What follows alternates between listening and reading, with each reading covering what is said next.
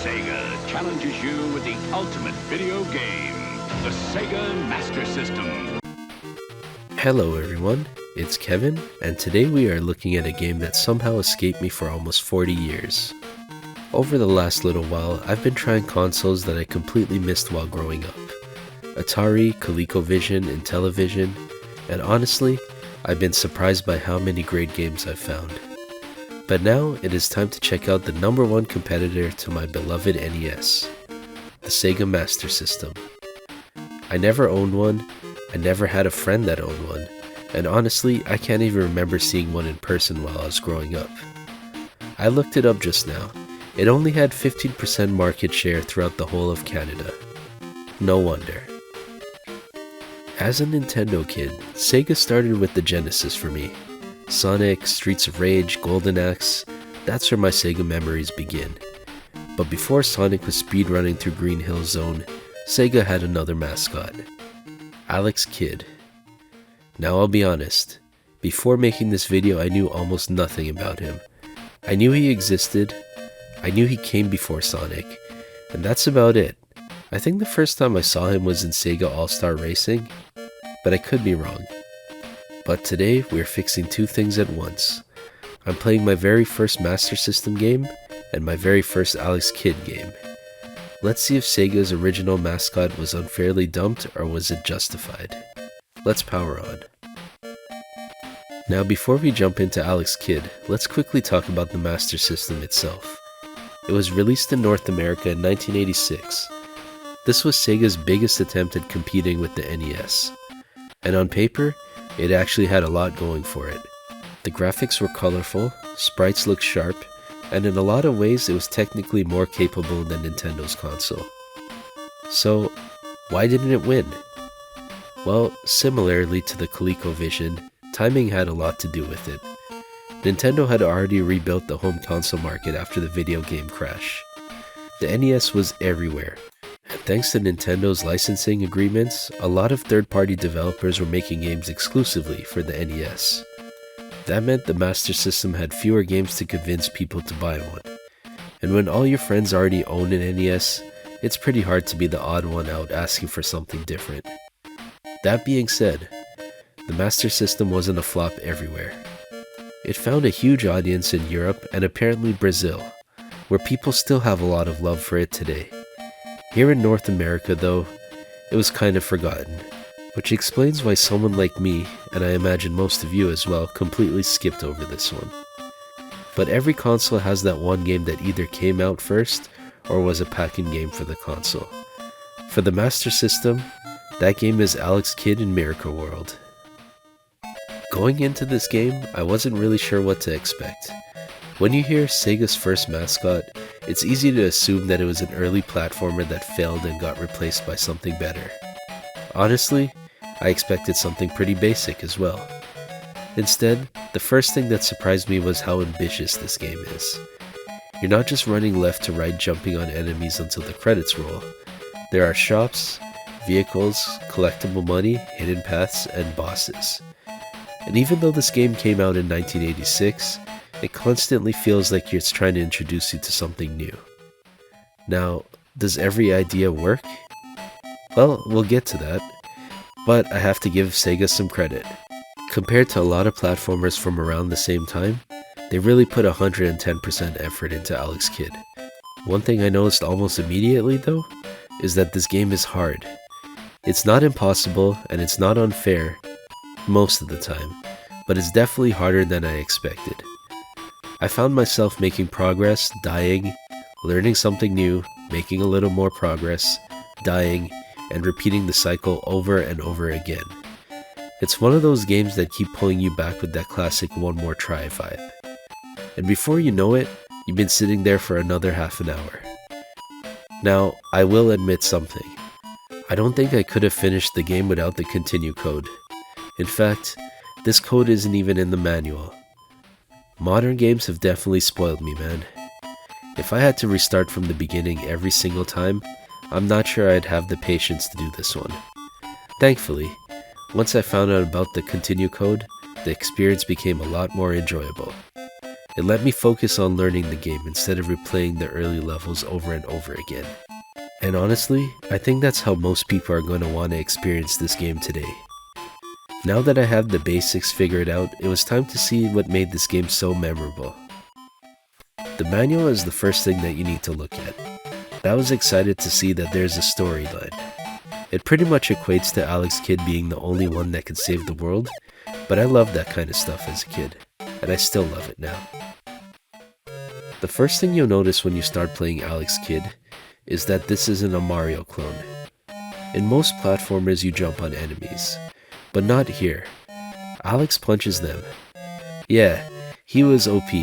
His punch is the precursor to Falcon Punch!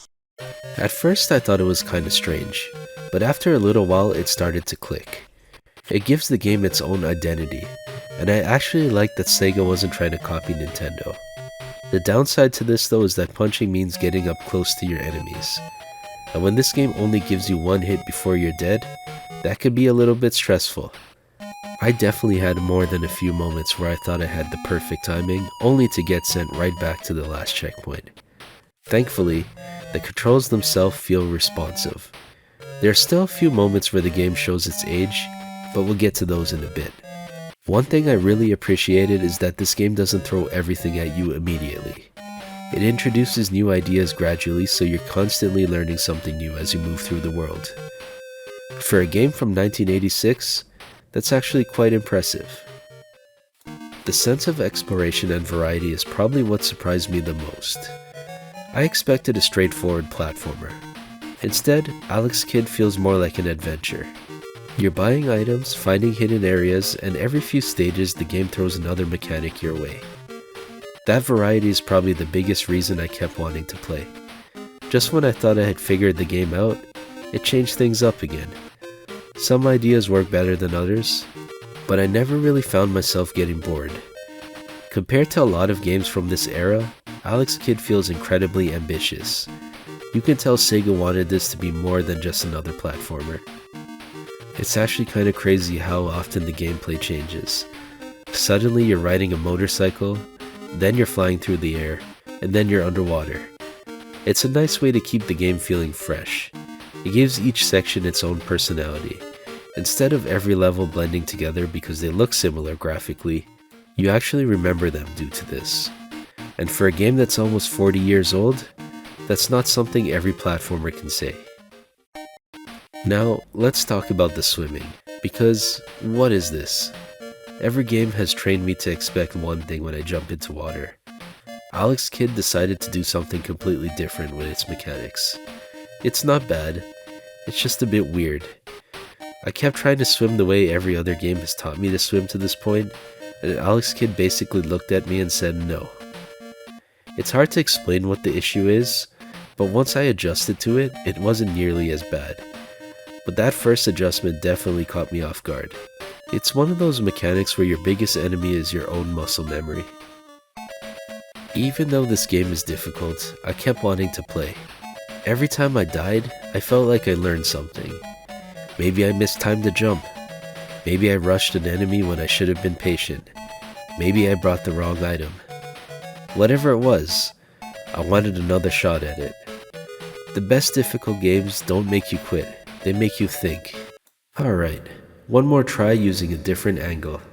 And Alex Kidd does that surprisingly well. Sure, there were moments where I got frustrated, but I never reached the point where I wanted to put the controller down and walk away. Instead, I just wanted to see what crazy idea the game was going to throw at me next.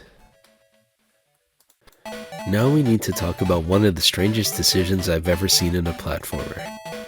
The boss fights. Or should I say rock, paper, scissors. The first time this happened, I laughed. I was very confused, but I thought it was a humorous thing. I had fought my way through the level, I was ready for some big showdown, and the game challenged me to a game of rock, paper, scissors. I don't think that anybody could have guessed that that would happen. Kevin, you've traveled almost 40 years into the past just to lose at rock, paper, scissors. First of all, I didn't lose. Are you sure? Okay, maybe I did a few times. Now to be fair, Most of these bosses aren't just rock, paper, scissors. Once you win, you still have to actually defeat them. But it's still just a bizarre way to start a boss battle. I don't know if I'd call it a good idea, but I'll definitely call it memorable. As much as I enjoyed Alex Kidd, there are definitely parts that show their age. The biggest one for me is the difficulty. Now, I don't mind difficult games. If you watch this channel for a while, you already know that. But Alex Kidd sometimes feel difficult because it just wants you to learn through trial and error. You'll run into enemies or obstacles that catch you completely off guard. The first time you die, it almost feels unavoidable. The second time, you know exactly what's coming. You just have to try harder. That's old school design for you. And it isn't necessarily bad, it's just not something you see in the first game on a console. The items could have used descriptions or demos like in a Kirby game. I say this because I ended up wasting or using items inefficiently a lot in this one. Some of the vehicle sections control a little differently than you would expect as well. And without the continue code, I think this game would have been far more frustrating than fun. The code doesn't ruin the experience. I think it's just forcing the game to meet you halfway. Once you accept that this is a product of 1986, a lot of those frustrations start to make more sense. One thing I don't think gets enough credit is how good this game looks. Coming from someone who's never spent time with the Master System, I was genuinely impressed. The colors are bright, the sprites are detailed, and everything is easy to read. It's definitely a step above what I was expecting. The music also does a really good job of sticking with you. And I'm not saying every track is an all-time classic, but there were definitely a few times that it stayed in my head after I finished playing. And honestly, presentation is one area where the Master System surprised me as a whole. I could definitely see why people who grew up with this console have so much nostalgia for it.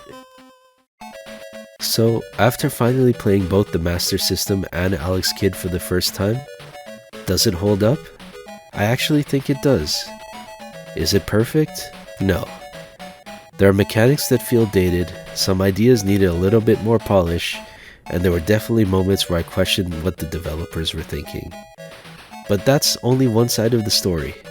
The other side is that the game was doing a lot of things in 1986 that many platformers weren't even attempting. The exploration, the shops, the vehicles, the variety, even something as crazy as rock, paper, scissors during a boss fight. Whether you like every idea or not, you have to respect that Sega wasn't afraid to experiment and try new things. Overall, I had a really good time with Alex Kidd. I don't think it's quite as replayable as something like Super Mario Bros., as that's still the game I'd likely more to throw on for a quick play session, but Alex Kidd gave me a completely different experience. It's more of an adventure, it's willing to take risks, and while not every risk pays off, I think enough of them do that it's absolutely worth playing today. After spending some time with Alex Kidd, I think I finally understand why Sega eventually moved on. And before anyone gets mad, I don't think they replaced Alex Kidd because he was a bad mascot. In fact, after finally playing his biggest game, I think he deserved more credit than he gets. This game is ambitious, it's creative, it constantly throws new ideas at you, and compared to a lot of platformers from the mid-80s, it feels like Sega was trying to push the genre forward instead of simply copying what everyone else was doing at the time. The problem is, casual gamers, even today, are hooked by simple ideas that are easy to pick up and play, and are addictive. And then along came Sonic. Sonic had one very clear identity: speed. Within 30 seconds of playing Sonic the Hedgehog, you understood exactly what Sega wanted the character to be. In comparison, Alex Kidd has so much to it that as a new gamer, it's just overwhelming. It's creative, but it's also a little all over the place. Sonic was easier to market, easier to understand, and honestly, he fit the early 90s perfectly. He had that edge to him, and it's one that Alex Kidd did not have. So, do I think that Sega made the right decision? Yeah, I probably do. But I also think that Alex Kidd deserved a better legacy than simply being remembered as the guy before Sonic. After finally playing Miracle World, I can honestly say that there's a genuinely good game here. It isn't perfect, it doesn't always hold your hand, and some parts definitely needed a little more polish. But considering what Sega was trying to accomplish in 1986, I walked away impressed. Coming into this video, I expected Alex Kidd to be one of those games that was interesting from a historical perspective, but maybe not that fun to play. Instead, I found a game that surprised me. Yeah, there were moments that frustrated me. The difficulty can be brutal, the swimming takes some time to get used to, and I still believe rock, paper, scissors is kind of an odd choice. But besides all that, I found a game that was creative, ambitious, and willing to try things that a lot of platformers weren't doing at the time. And maybe that's why people still talk about Alex Kidd nearly 40 years later. As for the Master System, I can finally understand why so many people have fond memories of it. It may have lost the console war, but after spending some time with it, I don't think it deserved to be forgotten, and I can't wait to try more games. Now let me know what you think. Did you grow up with the Master System? Was Alex Kidd your introduction to Sega? Or are you like me and only just discovering this console and game years later?